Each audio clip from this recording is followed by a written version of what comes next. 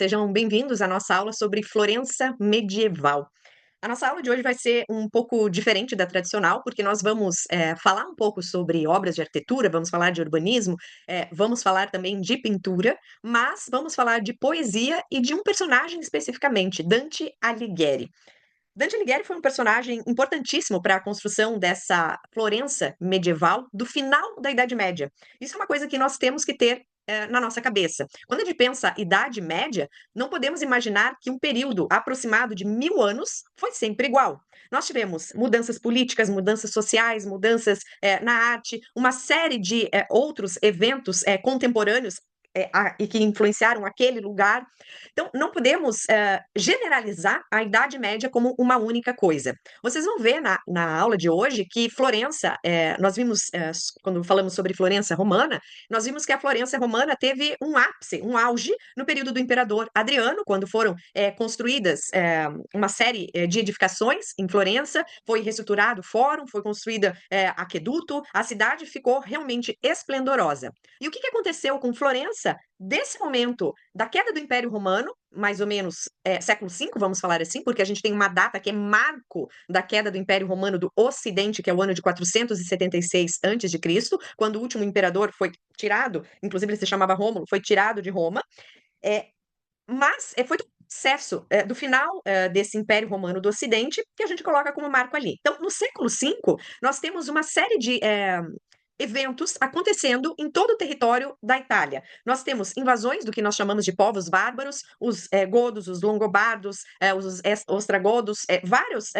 várias populações diferentes, e esses bárbaros nada mais queriam do que ter o mesmo direito do que eles tinham, do que os romanos tinham, do que os romanos que estavam em Roma ou nas cidades principais do Império. Então, nós vamos ter um momento bastante conflituoso no final do Império Romano do Ocidente, nesse território italiano, com a configuração de fronteiras mudando constantemente.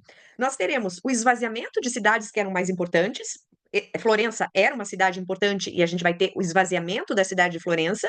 Teremos um determinado momento na Idade Média onde vão começar a se formar o que nós chamamos de feudos. Os feudos eram essas estruturas onde a gente tinha um duque, um comandante daquele espaço, numa área fortificada, que envolvia tanto a família desse duque, dessa família importante, como também aqueles que eram funcionários, aqueles que trabalhavam para esse local.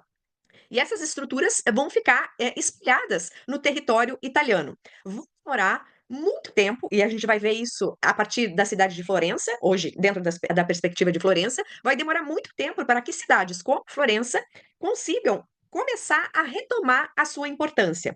Então, se a gente olhar, que nós veremos daqui a pouco, o mapa de Florença, lá, começando da Florença romana, como foi a implantação da cidade romana, naquele sistema ortogonal, naquelas ruas paralelas, e a gente for fazendo a evolução, nós vamos ver que a cidade, de fato, vai começar a crescer e a ficar diferente exatamente nesse período histórico que nós vamos ver hoje, que é o final da Idade Média. Então, quando a gente pega a Divina Comédia, por exemplo, que foi uma obra-prima, é uma obra-prima da literatura, um dos maiores poemas da história, escrito por Dante Alighieri, no final da Idade Média, nós temos, a gente consegue, a partir desse poema, que justamente por isso ele é fabuloso, a gente consegue entender o contexto histórico do que estava acontecendo em Florença. Então, o objetivo da nossa aula de hoje é conseguir delinear esse percurso do que aconteceu com Florença, aquela cidade que era uma cidade romana, no auge na época do imperador Adriano, e aí a gente está falando do século II depois de Cristo. Depois teremos as invasões bárbaras. Florença vai ser saqueada, vai ser destruída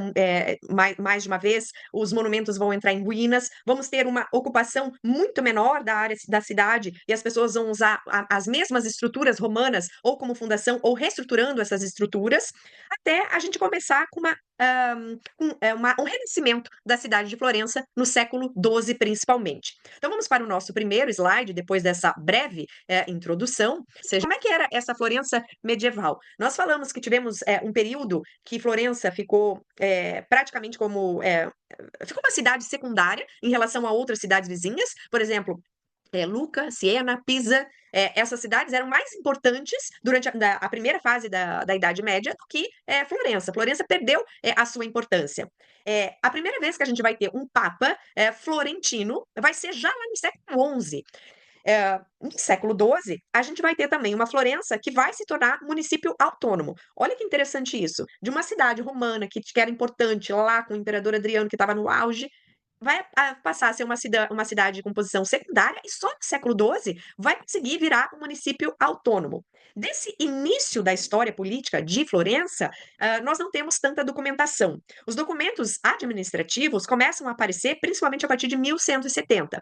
A gente vê também nesse século XII, um crescimento do comércio e da produção artesanal. E claro que isso tudo está interligado. Se você tem a necessidade de estabelecer normas administrativas, documentos administrativos, é porque a cidade está começando a fervilhar novamente. Então, vai ter esse crescimento de comércio e produção artesanal que é contemporâneo a essa organização administrativa da cidade de Florença. Quando ela começa a crescer, ela também começa a ocupar esses territórios vizinhos que eram os antigos feudos, né? O que eles começam a fazer? Eles começam a ocupar esses feudos para impedir que esses feudos se revoltassem de alguma forma. Então começa a crescer o território de Florença também. Se a gente chegar na metade do século XIII, Florença já domina boa parte dessa região, que depois vai virar a República de Florença, né? A gente vai ter nesse século XII também o aumento da cidade. E não pouco. Aproximadamente 3 vezes. A cidade triplicou. De 24 hectares que a gente tinha do fechamento da muralha, vai ter uma muralha que vai fechar 75 hectares. E agora eu vou para nossa imagem, que mostra a evolução urbana de Florença desde a época romana. Então, o primeiro mapa a gente tem entre os séculos I e III, onde a gente tem uma Florença que é ainda aquele castrum, aquele assentamento militar romano com as ruas ortogonais. Nesse momento a gente tem o traçado da primeira muralha que fechava Florença. Entre os séculos VI e X, não é pouco tempo, hein, gente? Entre os séculos VI e X, Florença era praticamente a mesma coisa. Era praticamente essa cidade romana com algumas áreas incorporadas. Lembrando que já em época romana a gente tinha uma ocupação fora dos muros da cidade e do outro lado do Rio Arno. Do outro lado do Rio Arno, que a gente chama Outrarno, do outro lado do Rio Arno nós tínhamos a ocupação principalmente de comerciantes do Oriente. Então, não é que a cidade não existia fora dos muros, existia, mas a cidade principal estava dentro dos muros. Então, a partir do século X, a cidade começa a crescer. Quando se faz essa nova muralha, olha como aumentou a cidade nesse terceiro mapa. Ela triplicou. É reflexo do quê? Reflexo de um renascimento da cidade de Florença, que renasce com os comerciantes, que renasce com o artesanato local, com essa administração que começa a se organizar. É, passa grande parte da Idade Média como um ponto, como uma cidade secundária em relação a outras, como eu comentei, Lucca, Pisa, Siena, mas depois, lá no século XI e XII, começa a retomar, e daí vai ganhar grande importância. E aí, mais para frente, que nas nossas próximas aulas nós vamos falar mais sobre isso, a gente vai ter a ampliação ainda maior da cidade de Florença, até chegar na configuração que nós conhecemos hoje. Vamos colocar como marco desse renascimento de Florença, nós falamos que algumas coisas são marcos, né? O marco da queda do Império Romano do Ocidente é a retirada desse último imperador Rômulo de Roma, né? A retirada do poder dele, depois ele vai ser morto, óbvio.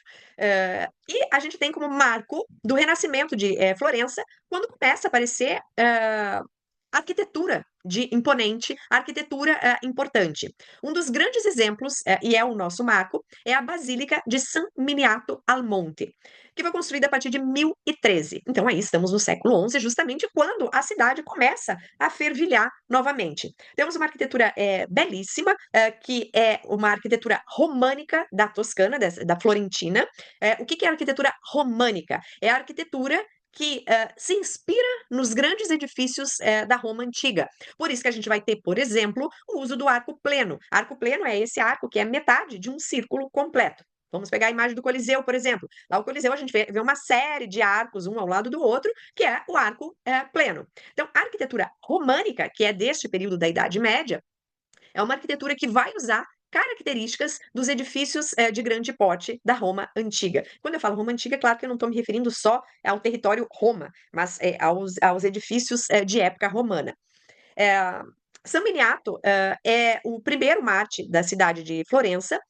Segundo a tradição, ele era um comerciante oriental que chegou em Florença em 250, ou seja, lá no início do cristianismo, século III ainda. e foi morto durante as perseguições do imperador Décio, imperador romano Décio. Ele teria sido decapitado e saiu desse local que ele foi decapitado com a sua cabeça na mão e foi até o local onde deveria ser construída a igreja para ele, que é essa igreja aqui, a Basílica de San Miniato al Monte. É linda, ela fica no alto da montanha, por isso que é al monte, né? Na montanha. E fora essa visão dela, que a gente vê a igreja lá de baixo da cidade de Florença, quando nós estamos perto dela, nós temos uma arquitetura belíssima que traz esse românico da Toscana, com os arcos na parte inferior, e na parte superior, deixa eu ir para a próxima imagem, e na parte superior são como se fossem frontões. Imagine um templo romano, né, com aqueles frontões triangulares, é como se fossem dois frontões, um na parte bem superior e o outro na parte inferior. Esses arcos, esses 5 arcos da fachada, nos trazem a ideia das basílicas romanas com 5 naves. Entretanto, a igreja tem 3 naves. E a gente consegue identificar as 3 naves na forma como eles fizeram o frontão, né? Então, veja, embaixo desse triângulo a gente tem uma das portas, embaixo do triângulo principal a gente tem outra porta e depois a terceira porta. Então, é uma basílica com 3 naves, uma nave principal e 2 naves laterais. O material construtivo da igreja são pedras locais, por exemplo, a gente tem esse mármore serpentino, que é esse verde que vem da região do Prato, um pouco para cima ali de Florença, com os capitéis coríntios de mármore branco. Tá? Fazendo todo esse desenho recortado. É belíssima essa igreja. Quando a gente entra, a gente vê uma característica que não é tão comum em uma igreja, que nós temos a parte do presbistério, que é essa parte lá do altar principal, com o coro levantada, né? Ela está como se fosse em cima de uma plataforma, com escadas laterais de acesso, e embaixo desse local é onde fica a cripta. O altar principal é decorado com essa imagem, com esse mosaico do Cristo Redentor com Virgem Maria, que está na esquerda, e o San Miniato, que é esse primeiro mártir da cidade, com os 4 evangelistas. Os 4 evangelistas estão aqui em formato de águia, em formato de anjo, em formato de boi e de leão, né? Que São Marcos, o leão, São Lucas, o boi, São João, a águia, e São Mateus, o anjo. Então, hoje, quando a gente vê Florença, nós vemos uma cidade muito mais renascentista do que medieval. Não que não existam construções medievais. Existem construções medievais. Porém, a gente tem uma Florença que predomina a arquitetura renascentista. Já lá, no final da Idade Média, a gente vai ter essa questão de destruição de algumas torres e outras sendo reestruturadas, tá? E a gente se vê na nossa próxima aula. Obrigada.